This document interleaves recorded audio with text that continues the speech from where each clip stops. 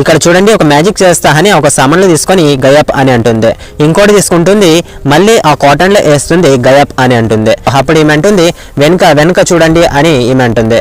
So మళ్ళీ ఆ cotton ని చేంజ్ చేసి ఇక్కడ చూడండి అని ఈమె అంటుంది.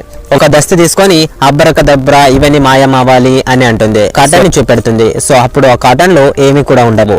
సో వెళ్ళొస్తా అని ఈమె అంటుంది. ఇతను ఆమెది చేతి పట్టుకొని ఆ సామాన్లు మళ్ళీ తేపు నాటకాలు చేయొద్దు అని ఇతను అంటాడు.